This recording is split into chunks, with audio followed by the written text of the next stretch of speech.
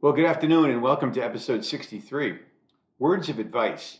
Don't do all or most of your thinking like an adult. We need to think like children every now and then, or maybe even more than every now and then.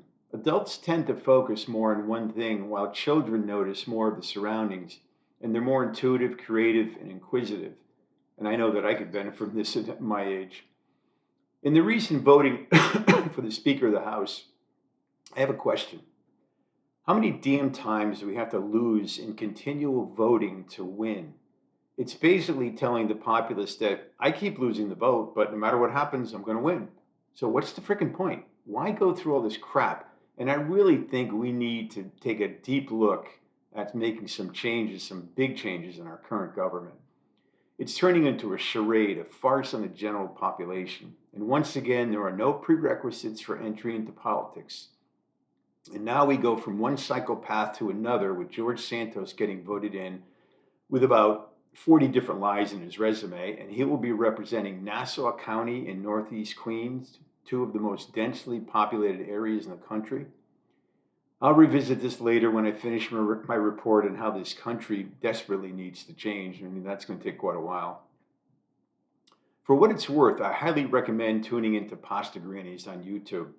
It's an enjoyable series, and it's all these Italian grandmas living in various regions in Italy between the ages of 70 up to 100. And I did see a video a couple of weeks ago on an actual 100-year-old woman who was making her own fresh pasta. I've seen probably 30 or more of these videos, and these grannies are still creating their own pasta and other ingredients from scratch. Nothing is store-bought, and they've covered just about every region throughout Italy.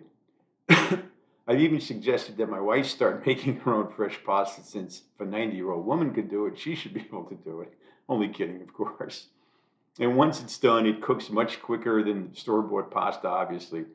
Well, anyways, I have had fresh pasta, and it's wonderful. And it's also very good in soup. You drop it in the broth for about a minute and a half, 2 minutes or so, and it comes out so good.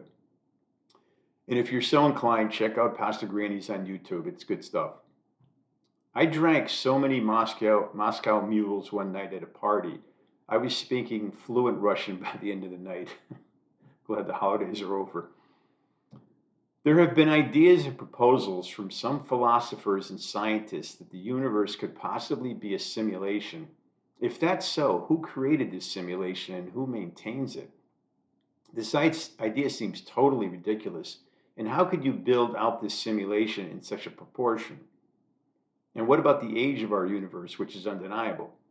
I'll end it here. This idea or theory is totally insane, and I imagine that the folks who came out with this idea have spent way too much time on their laptops, and I'd like to see the proof of the data in the data. I saw an interview recently of Chaz Palminteri by Michael Frances, and Chaz quoted Oliver Wendell Holmes saying, "Be yourself because everyone else is taken." An audience is a myth in a way. I have my reasons for saying this, but I think it's actually self evident. To a performer, a writer, an artist, a musician, an audience exists certainly, but it's not definable or a fixed entity. Any artist worthy of their ilk knows this, but they don't know who they are and aren't really interested in who they are. The artist is doing what they love and wants to produce something that they are proud of, is entertaining, informative, and possibly unique. Nothing that I do. And don't get me wrong, I have nothing against audiences, and they're certainly not going away since people enjoy nothing more than to be entertained. So, an audience is not directly definable. It's somewhat of a paradox, but where would humanity be without them? Sometimes I think that we think with our heart and feel with our head, and as Spinoza claimed, feeling into knowledge, knowledge into feeling.